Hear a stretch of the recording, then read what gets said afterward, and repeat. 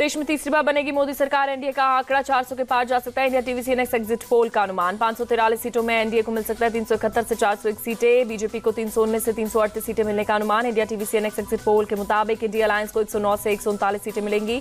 अन्य के खाते में जा सकती है 28 से 38 सीटें।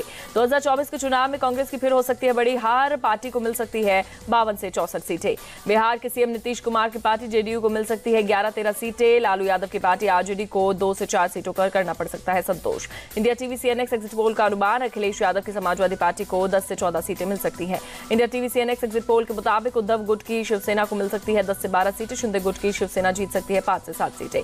चंद्रबाबू नायडू की तेलुगु देशम पार्टी को 12 से 16 सीटें आ सकती हैं। जगन मोहन की वाईएसआर कांग्रेस को 3 से 5 सीटें मिलने का अनुमान। केजरीवाल को जेल से बाहर आकर कैंपेन करने का नहीं मिलता दिख रहा फायदा। आम आदमी पार्टी को सिर्फ 2 से 4 सीटें मिलने का अनुमान। बीजेपी यूपी के इस बार भी अच्छा प्रदर्शन कर सकती है। अकेले अपने दम पर 62 से 48 सीटें जीत सकती है, जबकि यूपी में कांग्रेस को 1 से 3 सीटें मिलने का अनुमान। मायावती की पार्टी बीएसपी अब की बार खाता खोलती नहीं दिख रही। 2019 में मिली थी 10 सीटें।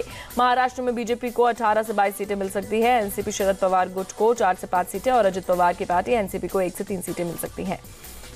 पश्चिम बंगाल में बीजेपी 42 में से 22 से 26 सीटें जीत सकती है। ममता बनर्जी की टीएमसी को 14 से 18 सीटों का अनुमान। कांग्रेस को 1 से 2 और लेफ्ट पार्टियों का हो सकता है सुपड़ा साफ। ओडिशा में बीजेपी अच्छा प्रदर्शन कर सकती है। 21 सीटों में से 15 से 17 सीटें जीत सकती है। ओडिशा के बीजू जनता दल को मिल सकती है 4 से 6 लोकसभा सीटें। India TV CNX exit poll का अनुमान। दक्षिण के नए राज्यों में बीजेपी एंट्री करती दिख रही है। केरल, तमिलनाडु, आंध्र प्रदेश, पुडुचेरी, तेलंगाना और कर्नाटक में बड़े नंबर और ज्यादा वोट शेयर के साथ खड़ी नजर आ रही है।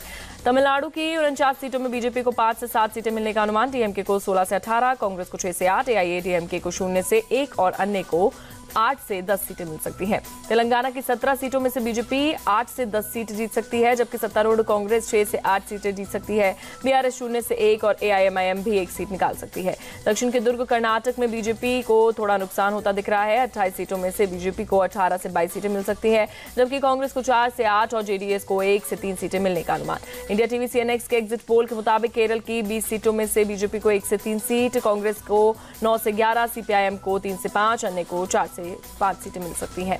हरियाणा में बीजेपी को 6 से 8 सीटें मिलने का अनुमान। कांग्रेस को मिल सकती हैं 2 से 4 सीटें। एग्जिट पोल में दिल्ली की लोकसभा सीटों में से बीजेपी को 6 से 7 सीटें मिलने का अनुमान। कांग्रेस को मिल सकती है 0 से 1 सीट, आपको 1 भी सीट नहीं मिलेगी। एमपी के पूर्व सीएम शिवराज सिंह चौहान ने कहा, अब की बार 400 पार। एमपी में हम 29 की 29 सीट जीत रहे हैं।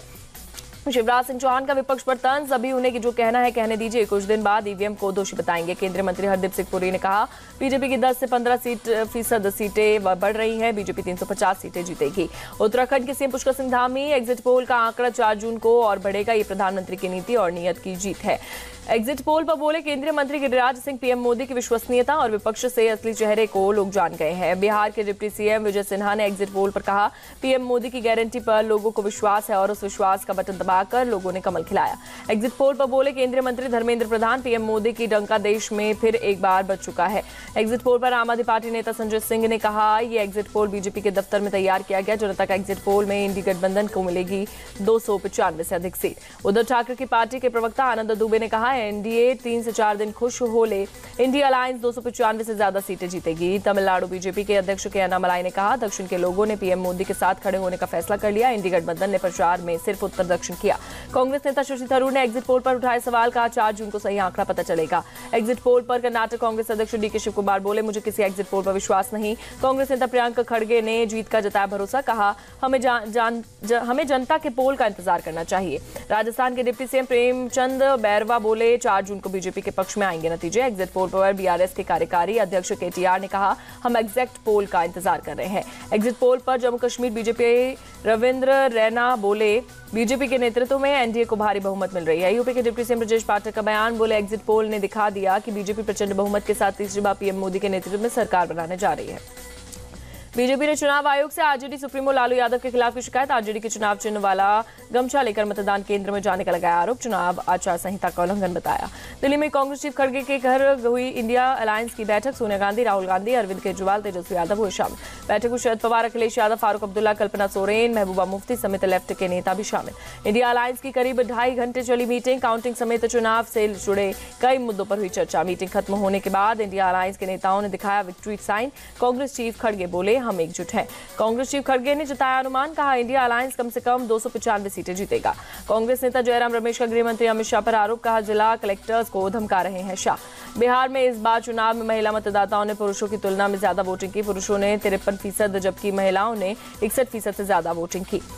बांसुरी स्वराज ने चांदनी चौक के गौरी शंकर मंदिर में की पूजा अर्चना। चुनाव खत्म होने पर लिया आशीर्वाद। नई दिल्ली से बीजेपी कैंडिडेट बांसुरी। सिक्किम में विधानसभा चुनावों में वोटों की काउंटिंग जारी। 32 सीटों के लिए हो रही है वोटिंग की गिनती। एसकेएम ने कई सीटों पर बनाई बढ़त। अरुणाचल प्रदेश में भी विधानसभा चुनावों की काउंटिंग जारी। 50 सीटों के लिए डाले गए वोटों की गिनती। 10 विधानसभा सीटें पहले ही निर्विरोध जीत चुकी है बीजेपी।